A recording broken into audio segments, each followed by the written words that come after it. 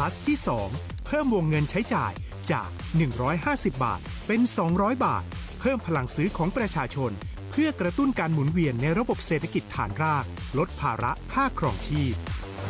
plus ที่3เพิ่มสิทธิพิเศษด้วยการดูแลผู้ที่อยู่ในระบบภาษีให้ได้รับสิทธิพิเศษมากขึ้นเพื่อสร้างแรงจูงใจให้ทุกคนร่วมอยู่ในระบบอย่างโปร่งใส plus ที่4เพิ่มโอกาสให้นิติบุคคลขนาดเล็กเข้าร่วมได้ให้ธุรกิจเติบโตเป็นกำลังสำคัญของเศรษฐกิจไทย plus ที่5เพิ่มทักษะใหม่เพื่อพัฒนาให้ร้านค้านำความรู้ใหม่ๆมาช่วยเพิ่มยอดขายลดต้นทุนเรียนรู้เติบโตและปรับตัวไปกับเทคโนโลยีใหม่เพื่อสร้างเศรษฐกิจที่แข็งแกร่งจากคนละครึ่งสู่คนละครึ่ง plus ไม่ว่าจะสั่งข้าวคนละจานชาเขียวคนละแก้วขนมเค้กคนละชิ้นหรือหลายๆชิ้นก็ใช้ส่วนลดได้ทันทีสูงสุดวันละ200 บาทแถมใช้กับฟู้ดเดลิเวอรี่ก็ยังได้สำหรับประชาชนไทยอายุ 16 ปีเป็นต้นไปสมัครรับสิทธิ์ผ่านแอปพลิเคชันเป๋าตังวันที่ 20-26 ตุลาคม 2568 สำหรับร้านค้าที่สนใจร่วมโครงการสมัครได้ผ่านแอปถุงเงินวันที่ 15 ตุลาคม ถึง 19 ธันวาคม 2568 แล้วเตรียมพร้อมรับลูกค้าจากทั่วประเทศเพราะนี่คือโครงการที่คนไทยทุกคนช่วยกัน plus เพื่อให้เศรษฐกิจไทยโตไปพร้อมกันโครงการคนละครึ่ง plus ดำเนินการภายใต้เป้าหมายที่ชัดเจนของรัฐบาลในความต้องการกระตุ้นเศรษฐกิจลดภาระค่าครองชีพให้ประชาชนและยกระดับศักยภาพผู้ประกอบการไทยให้พร้อมในยุคดิจิทัลโดยยังคงยึดหลักความโปร่งใสตรวจสอบได้และป้องกันการใช้สิทธิ์ที่ผิดวัตถุประสงค์คนละครึ่ง plus เพิ่มพลังเศรษฐกิจไทยพร้อมโตไปด้วยกัน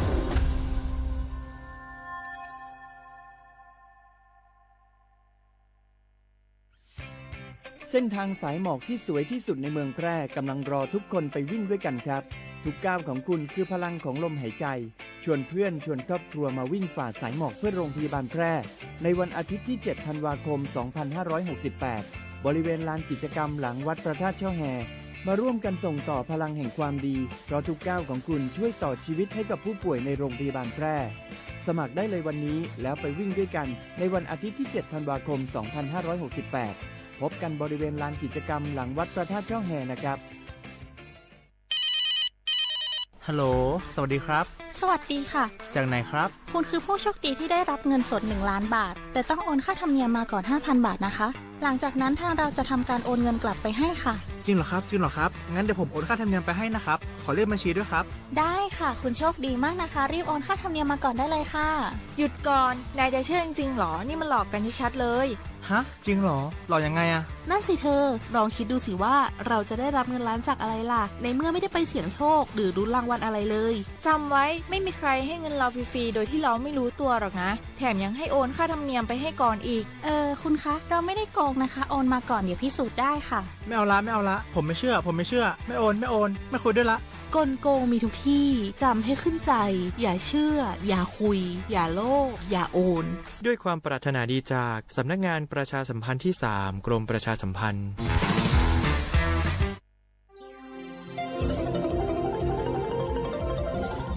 วิทยุแห่งประเทศไทยให้ความรู้คู่ความสุขสถานีวิทยุกระจายเสียงแห่งประเทศไทยจังหวัดเชียงใหม่ AM 1476 กิโลเฮิรตซ์สถานีวิทยุภาคภาษาชาติพันธุ์แห่งเดียวในประเทศไทยที่มีความทันสมัยเชื่อถือได้สร้างอัตลักษณ์กลุ่มชาติพันธุ์สู่สากล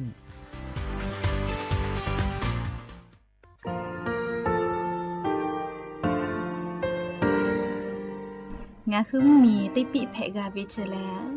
งาคือติกาติชื่อแลติเลเพกาวิมาเฮยาค่างาคือชอยาออตุคโลกาติเชวิออคืออคาติพาคาชูโยอาชูโยวิโยกาคาเดติเลอติแกกาพุติลาวิทปาตองาคือชอยาอาสติกาวิโยงาคือออตุคโลออคืออคากาติเชวิเวอีเวมาโกติยาเลเลทอกาอายีเวคาชเวเพวิโย อละกัวงาคืออตุคอลูอคืออคากาติยายามาเตียลาบิลโกงาคือชอยาทอกาอาสติมากาวิคาชูงาคือมีติปิแผกาวิเจแลงาคือติมูติฉติแผแล้วติกาลีลีอาชุยเวอวปุตาวิกันติภาคาเสติเกคาเดกากาติเชวิทัปาตองาคือมีติปิฉกิแผลากาวิโยเชแลงาคือเทโจมคุคางาคือมียาถาตอกคอปิลาตาเวปุราเวติจะเสนีเสหปามัชหปานิหิงาติจะออกขอบทามัววิทยาลัยวิชาการศึกษาประสามิตรโกเวออคโลจากเกรทาไทโจมคุโฮคางาคือมียาถาปิยาลาตาเวตอกคอติพายโย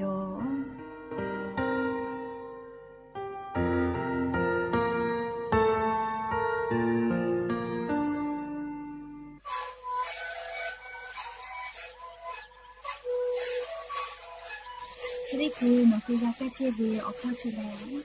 แล้วหูเข้าตะกัวออกตีจังหวะที่ไหนเอ็มนาบาเต็งที่โอหาสุจิขอกิโลเฮเต็งเลเลมุหลอกเอาพ่อเอายาแก้เชื้อนาลีไปแล้วเต็งชิ้นนาลีแล้วมันถือไปเอายาที่นาลีเข้าตาแล้วเข้ามาชาพายาเต็งเลเลแล้วหูคอก็เชื้อเวและงานแล้วหูคอก็เชื้อจากนั้นมาพาโบเมดิโซ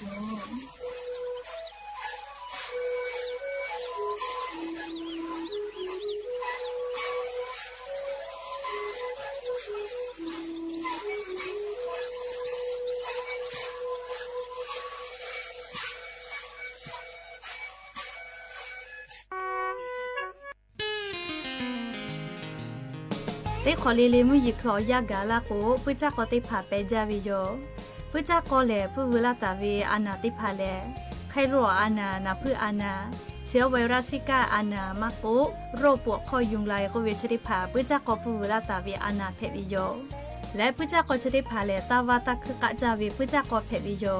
ชดาปะตองะคือเตกาลีลีกับพุจักก็ผู้เวลาตาเวไขรัวอานาชติผามากะเพกิตุงะคืออตุถะพุจักก็ตาฉิจืงาคือเชตาวิเยคอโลปุจักก็อูเลอเยพิกอติมากะเพกจูงาคือเยคอกะคอมาโกอากาจพอโลกะดะเกตุวิอเจติภากะเดตินหะซะว่าบาตาวิทั้งขยะติภาโลโกกะอหุคาเดหุและอากาจโลอิกะตุตาวิติภาโมวิโลโกคาปุยจมุนาบอิกะคือเยวิติภาโลโกอหุคาเดเบเยอโลโกปุจักก็ติภาเลอิกะเกเลวิอคโลอูเลอเยติภาพิตอลาวิโยชดาปะตองะคือปุจักก็เชกอติติภาทะกากุจบะปิวิโยและปุจักก็ผู้เวลาตาวิไคโลอานาเพวิทยาทาญิตาและสุญญวิอยาชอคโลแลอตุหนาชนากะนาชินาและจามกาโดมกาเลพิยอยติภาเตเลกางะคือว่าละโกเมฟัสสอสูญิแลติภาตอลาวิโยติภาพาเลนาจาลาโกพิตอลาวิกะสติภามาโกอากาซวิกะสตอลาเลนักขสติภากะตอลาวิโยและงะคือเลอนาวิโอฮิติภาจะเคตอลาวิโลโกมอสลากูเกโลไกเลหาจะหาไซอลโกไคโลอานาชติภาเลนัชดอมาเพวิโอจิจอวิโยยาเกปัวติภาเอสไพรีปอตาวิมาโกไฮบูโปรเฟนติภาปอตาวิเชเลไคโลอานาเพวิทยาธาดอเลหาซามาเพวินัชโยอลโกนัชติภาเลอตุคโลสกะทิตอลามาตูจติปิวิเจไคโลอานาเพวิทยาธานัชเยอเกเลกาจาหาซาวิโยวิจักกอปุเวลาตาวิไคโลอานาชติภาเลนี่คือนากาเลฝาปื้อเวลโกไคโลอานาชติภานี่คือเกโลปุไปตุโย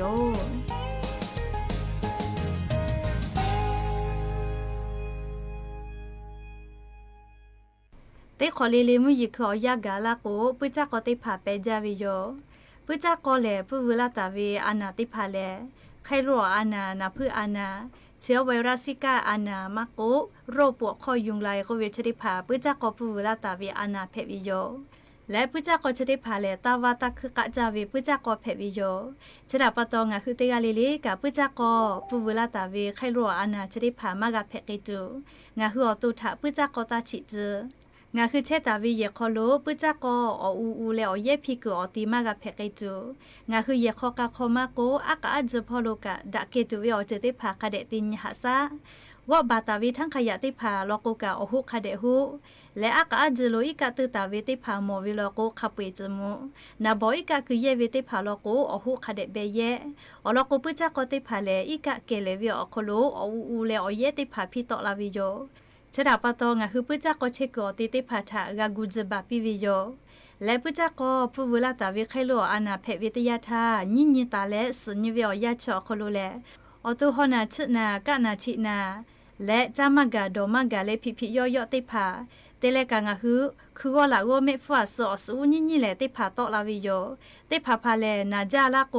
พิตอลาวิกาสติผามาโกอากาซวิกาสตอลาเลนาคอสติผากาตอลาวิโยและงะคือเลอนาวิโอฮิติผาจะเคตอลาวิโลโกมอสลากูเกโลเกเลหาจะหาไซอลโกไคโลอานาชติผาเลนาเชดอมาเพวิโอจือจอวิโยยาเกปัวติผาเอสไพรีปอตาวิมาโกไฮบูโปรเฟนติผาปอตาวิเชเลไคลัวอานาเพวิทยาธาดอเลหาซามาเพวินัชโย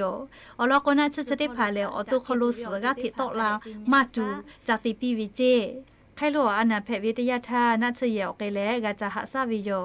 ปุจักกปุเวลาตาวิไคลัวอานาชติผาเลนี่คือนากาเลฝาปื้อวิโลโกไคลัวอานาชติผานี่คือเกโลปุไกตุโยอวิโอนีมียาติผาทามุกจ้าและมุตอเวอลอชิลาวิโยเมจะได้จังเวอยาอคโลมุกจ้าเวทาสติเตเสเมมาจ้าจอเวลโกงะคือออโตเซลาวิโยงะคือมาจ้าจอมาหมอจอเวและงะคือจ้าจอเวมุทาชูแล้วมาชอมือเวลโกกะตากจ้าและงะคือมุตอปื้อเวทากะจักคือเวลโกงะคือออโตอุกูมืออุกูนาวปินาอากะลูแล้วพิย่อยเตแลออโตฮอนาชนาแล้วชัวลาเวลโกนซอนาริออคโลเจติกะงะคือออโตสเกลาวิโยมุตอปื้อเวทากะจ้าเวลโกจะเคกาเตวิโยงะคือจักคือตาเวมุเตผากะติกาผิบาเจเวโยโอเคเตปุขอน้อไว้ช่วยเวอยาโคโลมอสลากูเกโลหะไกแล้วจักคือตาเวมุเตผาอยู่แล้วมอทากามาปิวิโยนหุทาหะแล้วชิลาเวเจ้าว่าจิมายอโคโลเวเชซาจอซาพ่อกันติเชเวอมูโย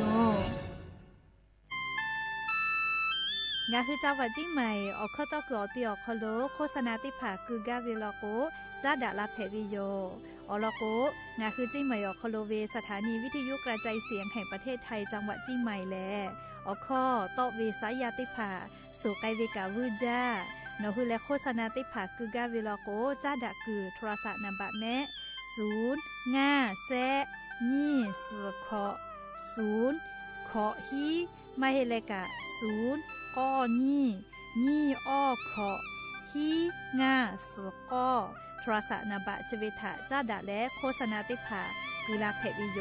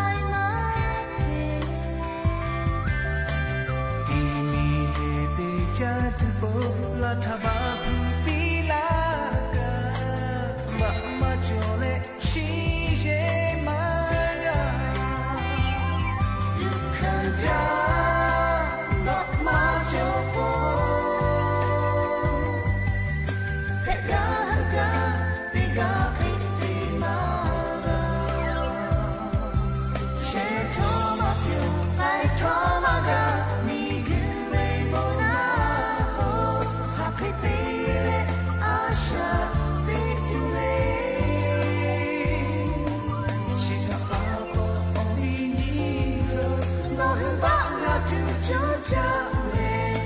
「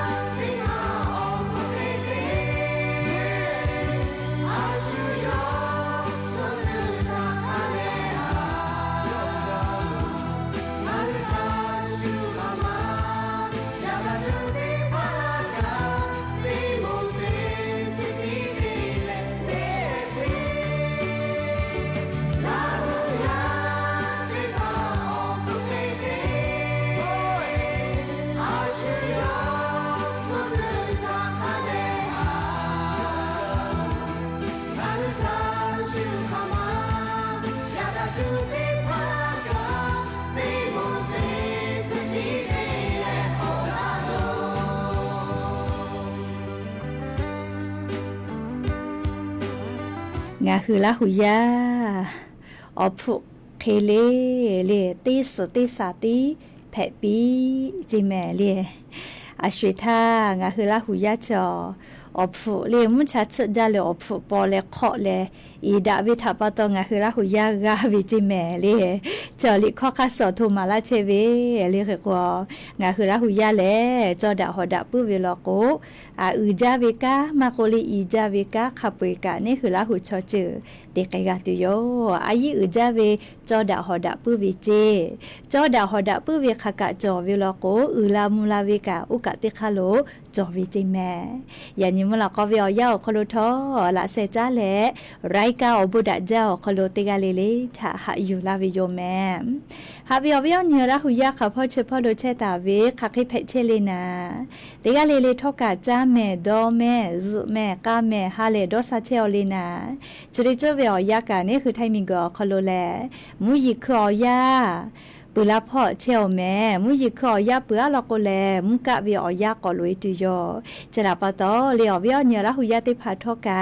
อเจ้ายาคัสเพตอลาเชเวอานาอากอติพาทานี่คือตอดาและปูกากะไกตุจาเวดอวิเชวิจอวิติเจเลเลพ่อกะอายิอยู่และอาชุยอตุยอยากะทะกะแดญหาซาดักกิสิแม่และยันเวียยาคโลทอกะจะได้ซอคโลแลซุปเปอร์เลสุปงานนี่กับปุวิโยไวจ้าติดฮาปาออโตบาฮาปาคโลกาติคุพาโอเมยานี่ติดสุนีเลียยอนแผวิโยคเตเลขอทอกานี่ฮีนี่ชงาขอสุขอฮาวิอวิอเนี่ยละหุยาติพาวตินิเลเลมุลกอวิอยาติชตินาลิตาเลอซากุมุลกอติชนาลิทักกายตินิเลเลงาหุละหุคอไรกาอบุดะจาวิทยุเรดิโอ AM ติฮิโอ50กิโลเฮิรตซ์เตไลพอ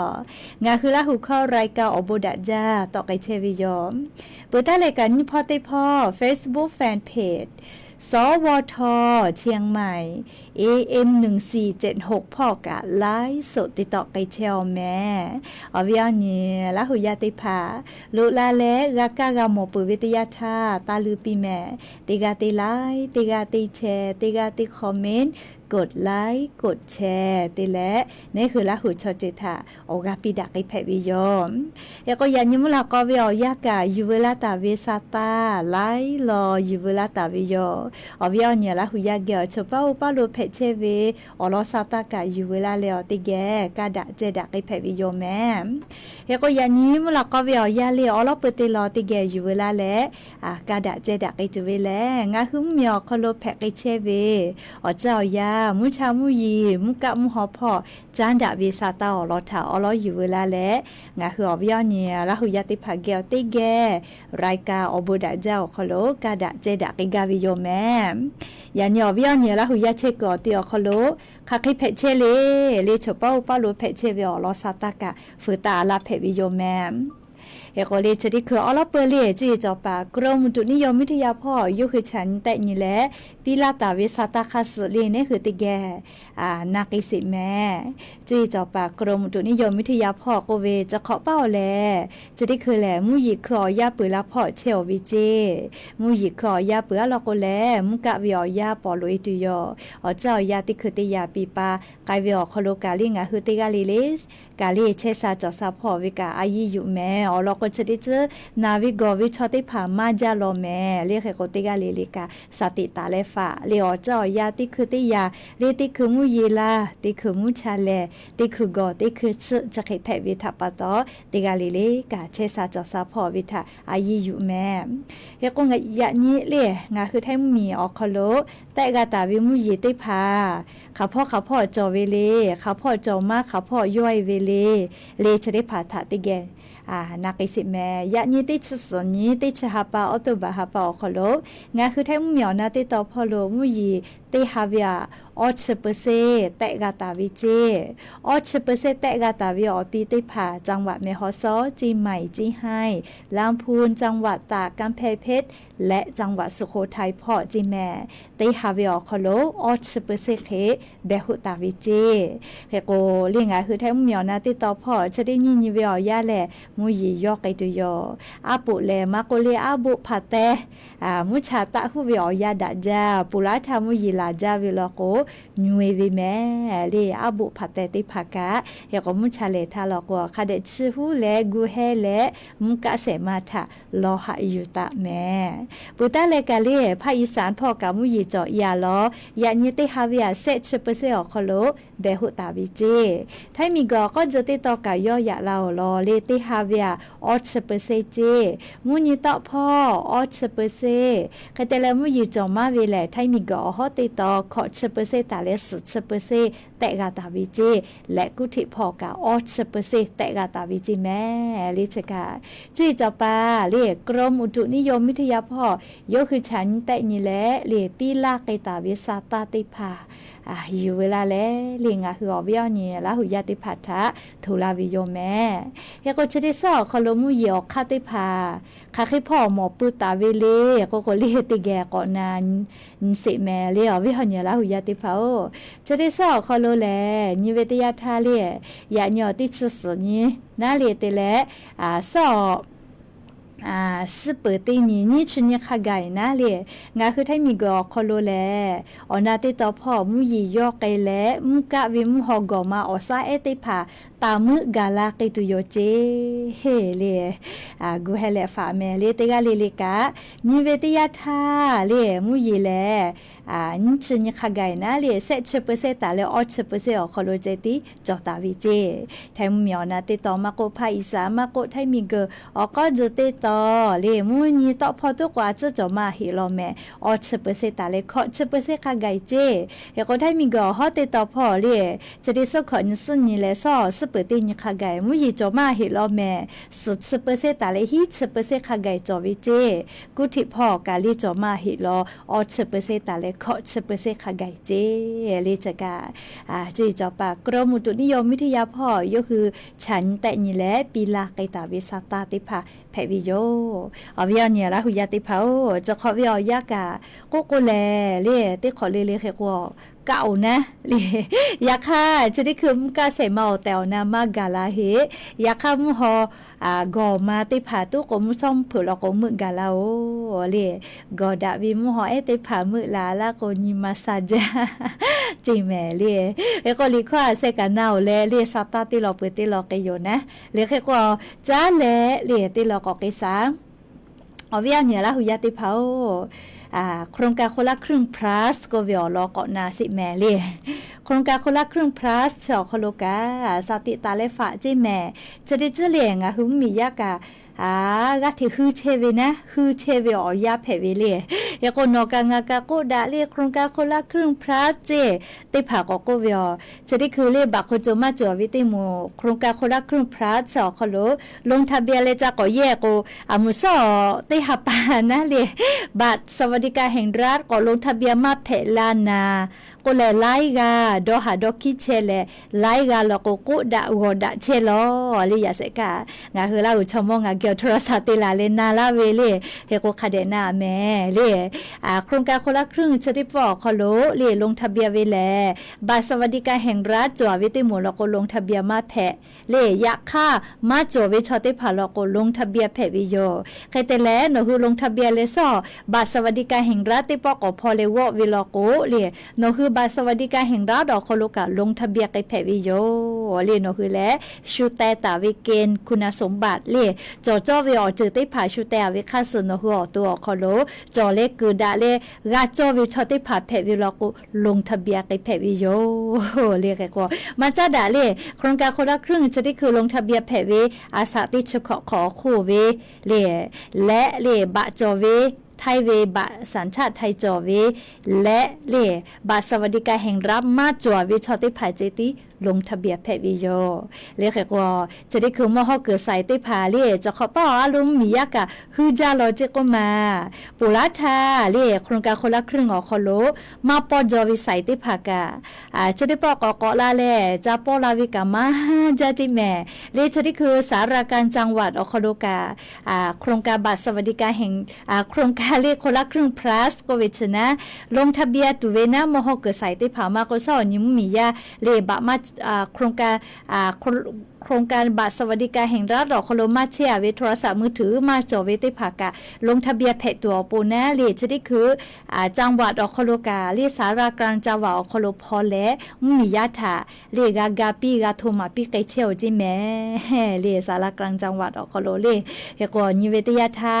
จะขอเป้าเรียเยเวพอกาปุระเวเอายาแก้กามาวิทัปโตเรียจะขอเป้ากานิเวศยาถาเรียมียาติภากะฮือจาโล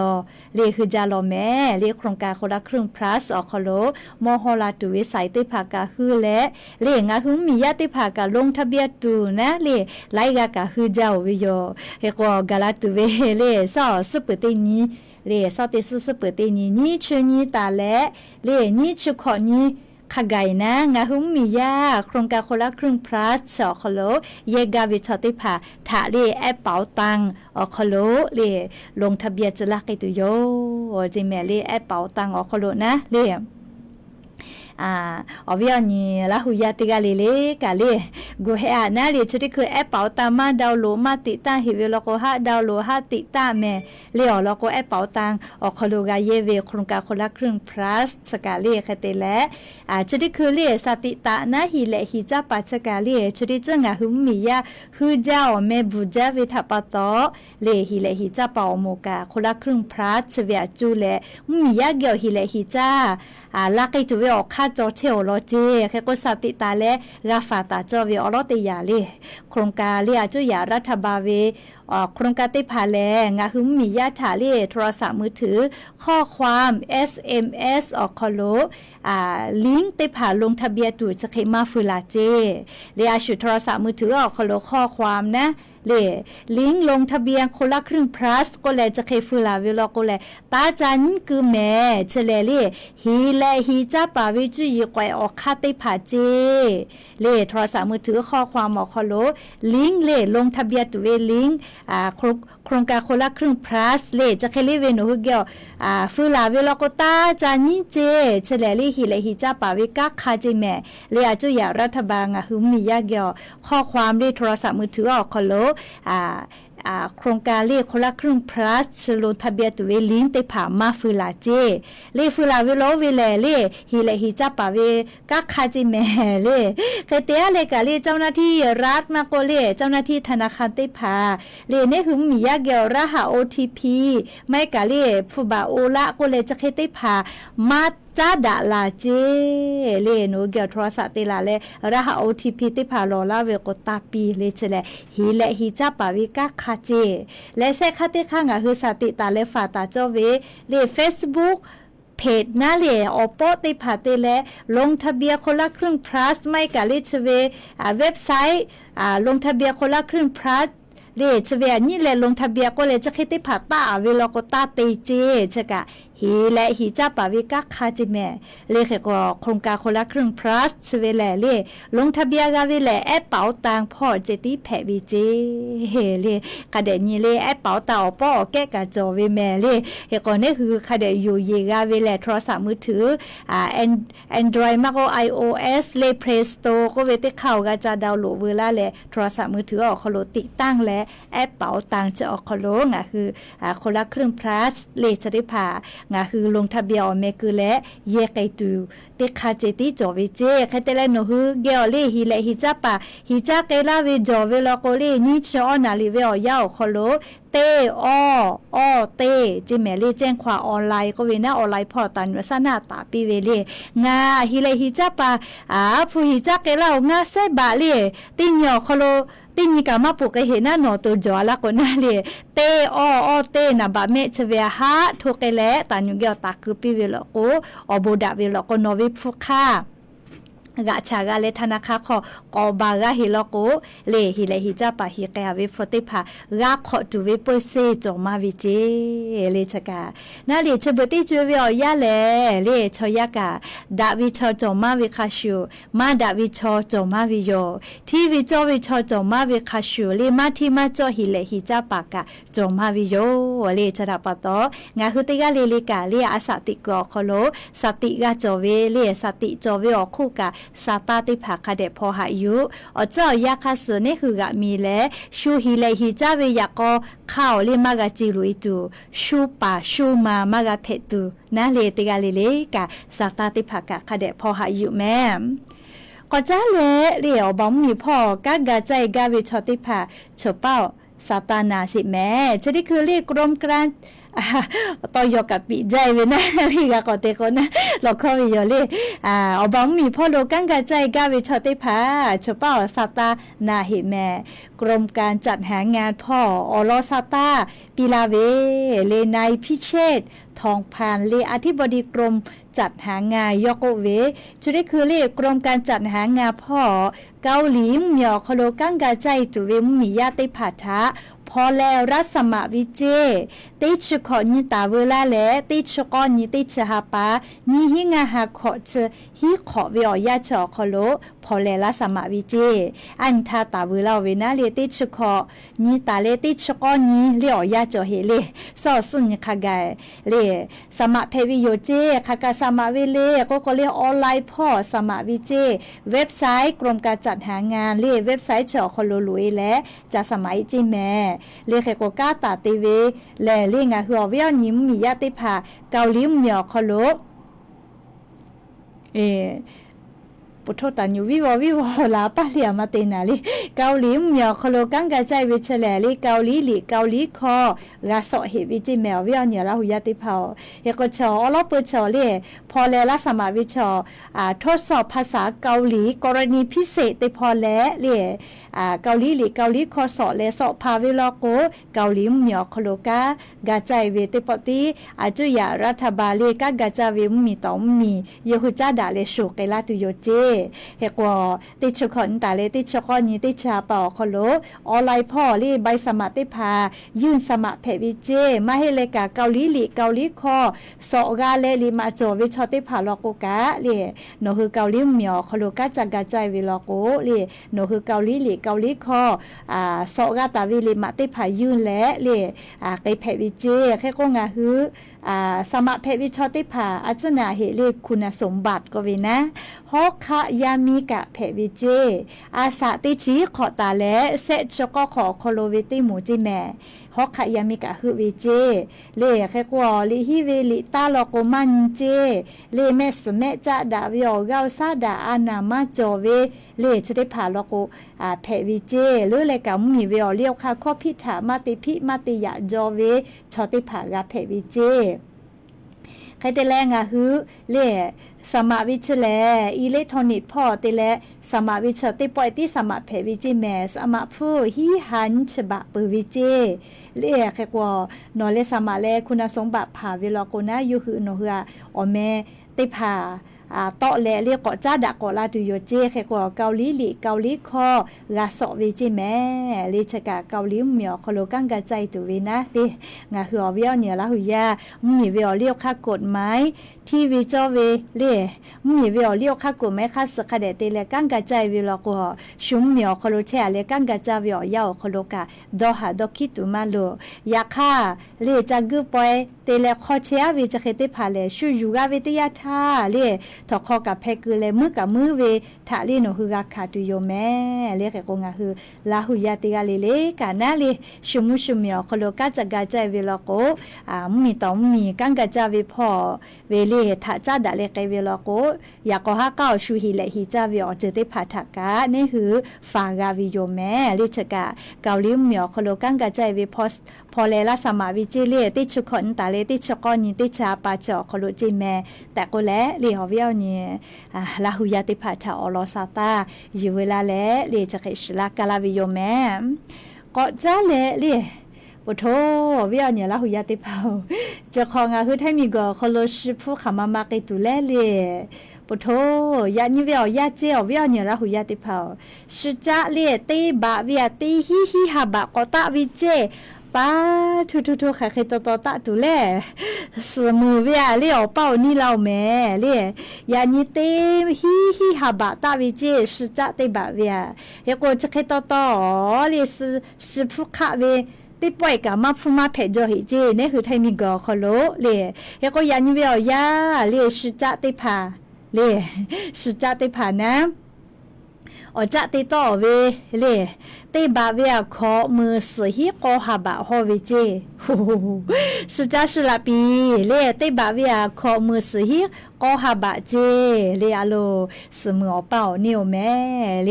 สุจาสุลาปีจอเวชอติพาตาฮอจาฮิแม่เลขอปุละพ่อติบาเวสมือกาให้จิแม่เล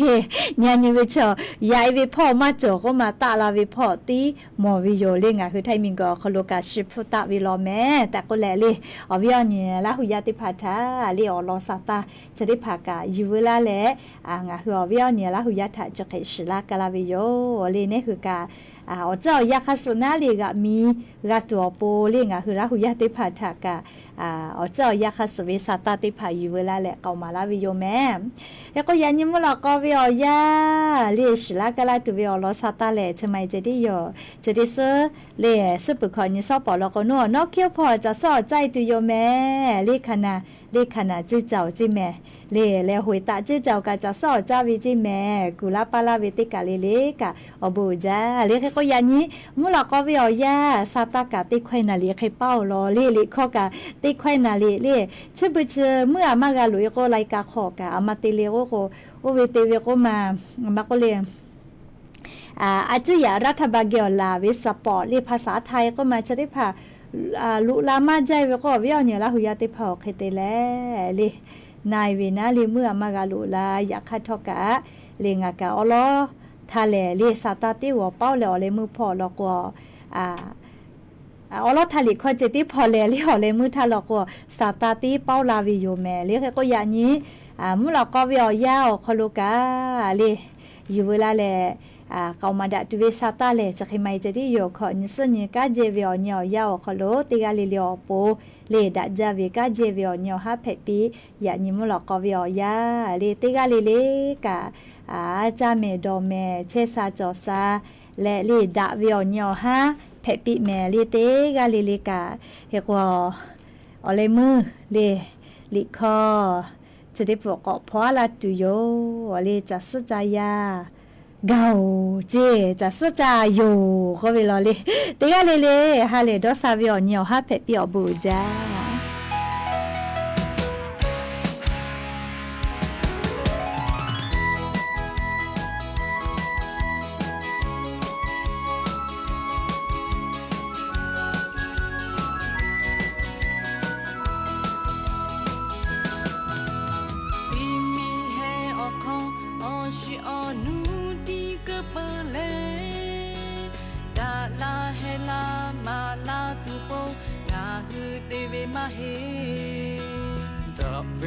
ชามูเยอจืออยา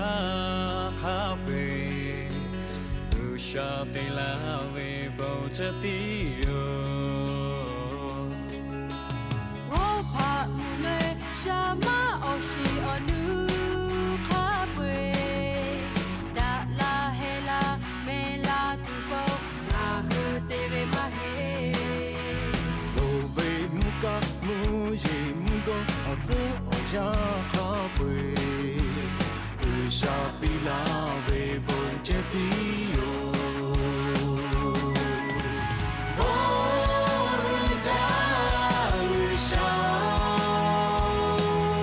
โนเต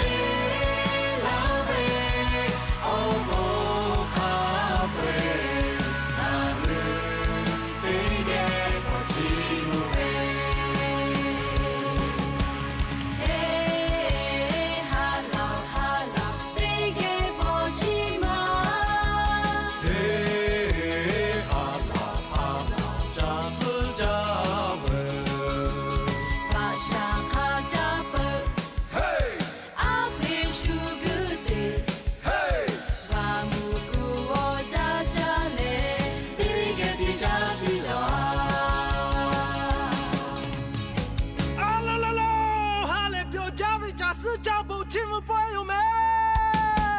得靠嘛，我们去挖去我空，有下谁有不拿拉嘞？大飞我是我努来着，老把家里不寂寞谁？你这里有啥的拉没不的哟？那是车嘞，那是的呀呗，得这干嘛做？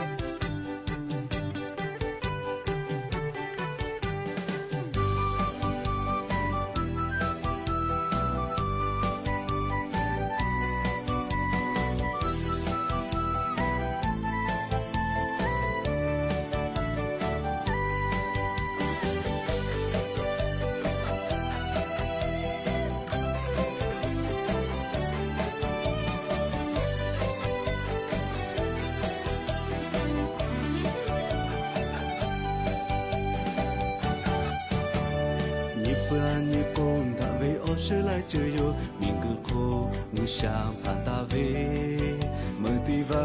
的头，没许瓦许头，梦歌瓦歌口贝拉维，呀路嘎维马宝，可罗富维下嘿，每一个嘎宝的大卫，哦这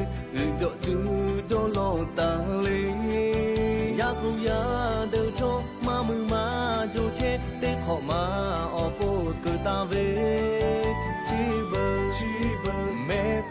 ไปได้ด้วยดีบรรยากาศการลงทะเบียนเข้าร่วมโครงการคนละครึ่ง plus ทั่วประเทศในวันที่ 3 ยังคึกคักผู้ประกอบการให้ความสนใจลงทะเบียนอย่างต่อเนื่องผู้นำสหรัฐและรัสเซียจะพบหารือกันอีกครั้งที่กรุงบูดาเปสต์ประเทศฮังการีในอีก2 สัปดาห์ข้างหน้าเพื่อหาทางยุติสงครามระหว่างรัสเซียกับยูเครนศึกฟุตบอลชายในกีฬาซีเกมที่ไทยเป็นเจ้าภาพมี9 ชาติร่วมการแข่งขันโดยทัพนักเตะช้างศึกทีมชาติไทยแข่งขันที่จังหวัดสงขลาต่อไปเป็นรายละเอียดของข่าวนายกรัฐมนตรีขออย่าเพิ่มความเห็นต่างหรือความขัดแย้งในการแก้ปัญหาสแกมเมอร์เพราะกำลังดำเนินการแก้ปัญหาไปได้ด้วยดีวันนี้นายอนุทินชาญวีรกูลนายกรัฐมนตรีและรัฐมนตรีว่าการกระทรวงมหาดไทยกล่าวภายหลังเดินทางถึงประเทศไทยหลังเสร็จสิ้นภารกิจเยือนสาธารณรัฐประชาธิปไตยประชาชนลาวหรือสปป.ลาวอย่างเป็นทางการโดยให้สัมภาษณ์ถึงกรณีที่นายฮุนมาเน็ตนายกรัฐมนตรีกัมพูชาฝากเกาหลีใต้ไม่ต้องการให้ไทยช่วยแก้ปัญหาสแกมเมอร์โดยให้มาจัดการปัญหาตัวเองก่อนว่าปัญหาประเทศไทยไม่มีปัญหาประเทศไทยมีอยู่ที่เดียวขออย่าไปเพิ่มความเห็นต่างหรือความขัดแย้งเพราะทุกอย่างกำลังไปด้วยดี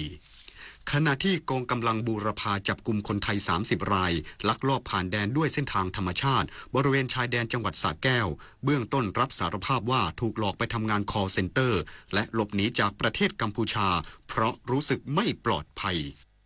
กองกำลังบูรพาโดยหน่วยเฉพาะกิจที่12ส่วนที่กำลังลาดตระเวนและเฝ้าตรวจพื้นที่ชายแดนในเขตรับผิดชอบก่อนตรวจพบบุคคลต้องสงสัยกลุ่มใหญ่เดินเท้าลัดเลาะอยู่ภายในไร่อ้อยท้ายหมู่บ้านเนินสมบูรณ์ตำบลคลองน้ำใสอำเภออรัญญประเทศจังหวัดสระแก้ว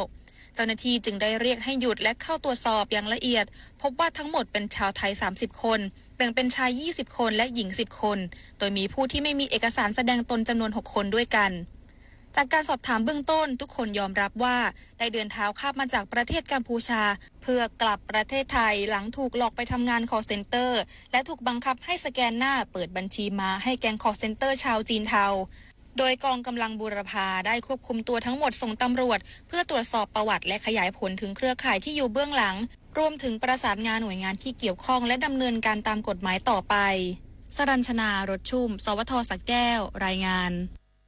กรมทรัพย์สินทางปัญญาเร่งช่วยเหลือผู้ประกอบการที่ถูกละเมิดเครื่องหมายการค้าในต่างประเทศเพื่อลดความเสียหายที่อาจจะเกิดขึ้นของสินค้าไทยและต้องได้รับการคุ้มครองตามกฎหมายนางอรมนทรัพย์ทวีธรรมอธิบดีกรมทรัพย์สินทางปัญญากล่าวถึงปัญหาการละเมิดทรัพย์สินทางปัญญาในต่างประเทศโดยเฉพาะเครื่องหมายการค้าซึ่งเป็นอุปสรรคการส่งออกสินค้าและบริการของไทยว่าปัจจุบันพบมีผู้ประกอบการไทยบางส่วนถูกละเมิดเครื่องหมายการค้าในต่างประเทศส่งผลให้เจ้าของแบรนด์คนไทยไม่สามารถใช้เครื่องหมายการค้านั้นในต่างประเทศอีกและส่วนที่อาจส่งผลให้เกิดความเสียหายต่อภาพลักษณ์ของแบรนด์ตัวจริงซึ่งกลุ่มสินค้าที่พบถูกละเมิดในต่างประเทศส่วนใหญ่เป็นสิน